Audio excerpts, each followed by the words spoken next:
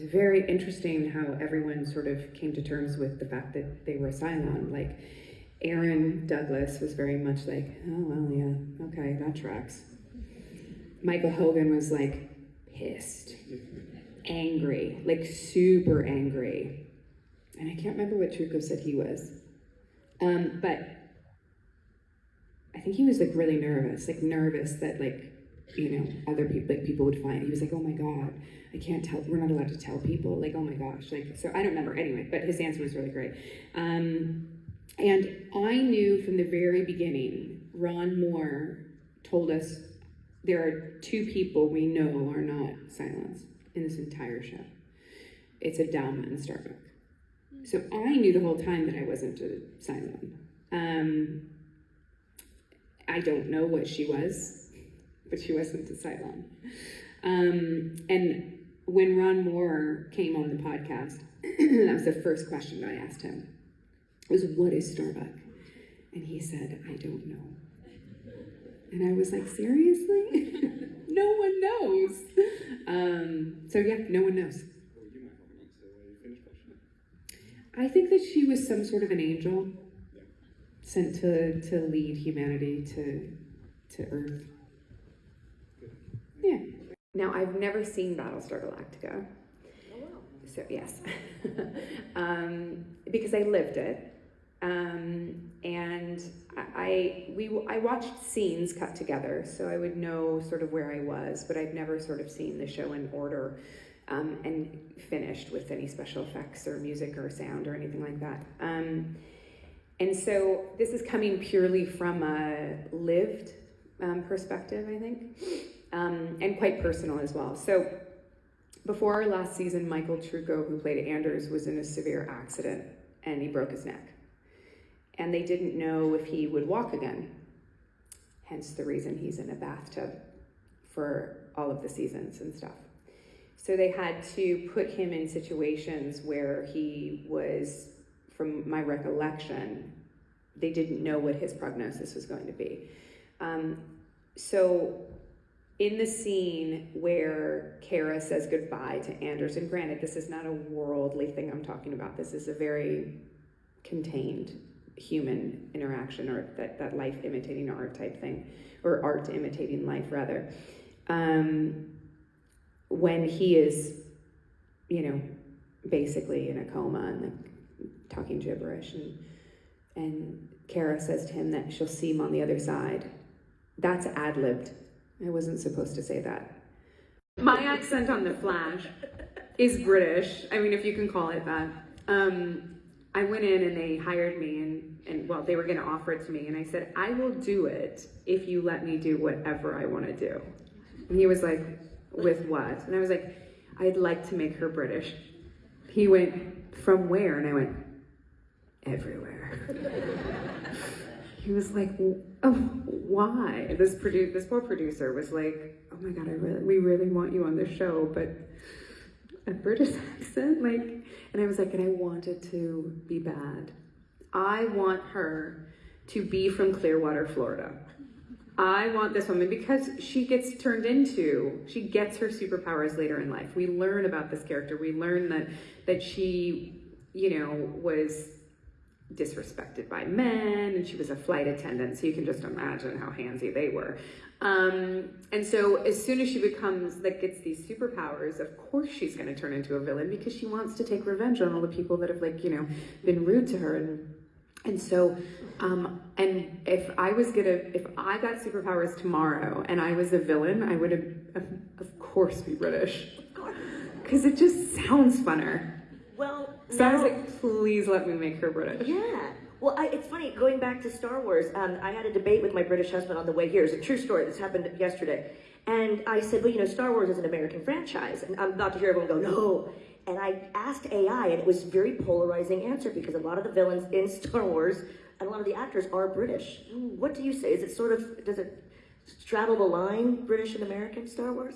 You are in England. I shouldn't have asked you this. You can't win now. No, I can't win. I would think of it as an American show because of where Skywalker Ranch is and who created it.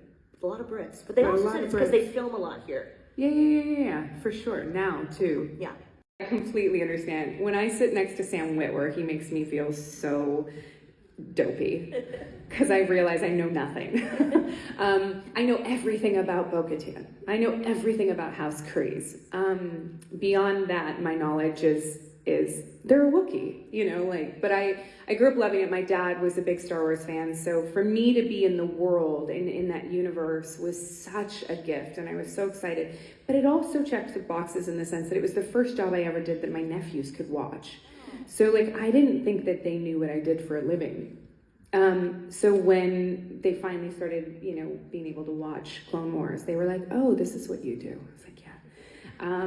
So to me, Mandalorian was just the cherry on top of that, because I was already happy. I was already, sorry, I can hear my kid's baby monitor, you guys. I'm gonna turn that off really quick. Hi, I was kids. like, what is that? We're gonna hear him if he starts to whine, and then you'll know that my husband is not gonna sleep. See, this is what it's like to be a working mom. See, she's wearing all the hats. So it was a wig, sadly. And obviously you can tell our budget got better for season 3, because my wig is so much better. But it was really phenomenal. So the first time that I went in to go get scanned for the show, I realized that I was in a completely different ballgame than I've ever been before, because I have had suits made for me before where they like pour plaster of Paris all over your body, and it's like a 4-hour process, and you're like a mummy and you can't move, and it's awful and claustrophobic and itchy. It's just everything. It's just awful. And then so I was prepared for that. And I walked in and they went, okay, so we just need you in your bra and your underwear, and you're gonna stand on this. And I was like, okay. And they said, you're gonna be in your bra and underwear, which is fine. And so I stood on the thing and it turned around for about 10 seconds and they went, great, you're done. Wow. Wait, I'm done? And I said to my husband, I went home and I went, if that suit fits, I'm gonna be shocked. Like a glove. It was like a glove, it was the coolest thing ever. The helmet fit like a glove, like everything. I was like, how is this possible? So the first time I put like the whole kit on and the wig, Dave Filoni was there with me. And I walked out and we were staring at me in the mirror and we were both like crying a little bit. Like it was really crazy. I can't even explain the experience in the sense that like when you play a character for a decade, but she's not me. She wasn't me, she was Bo-Katan. She was my voice, but like I didn't see me in her. I saw animated Bo. To stand in the mirror and actually instantaneously recognize her was so weird. It was just such a cool moment. She literally came to life in front of your eyes. I felt like Pinocchio. Yeah. But if you have to do a knee slide and land and stop in the exact right spot, or it's gonna, and get your arm up and be in a shot exactly, they don't want the actress to do that. They want a stunt person to do that because they know it's not gonna go wrong. They want the person that's gonna hit their mark and do it the right way. And I was like, I can do this. I have been practicing knee slides since I was 5 years old on my parents' kitchen floor. I can do this. In your diehard tank top. Right? with kitchen towels duct taped to my legs. Oh my God, I did it all. And my knee slide was so good, but I was tearing out my whole suit. We have multiples now, but there's one that is unusable because there's no knees left in it. Because I was just sliding across every time. I love it. Who would I cosplay if I came to a convention? Yeah. Probably Poison Ivy. Ooh. Because I already have the costume, because my daughter picked our Halloween costumes last year. So, in like their little tall, high see-through heels, that like in the States, those are like stripper heels. In Cardiff, they're just your Saturday shoes. And I was like, I love these people. This is great. And always with a veil, and always with an inflatable groom. Always. Yeah. I freaking loved it. I loved it so much. I was like, these are my people.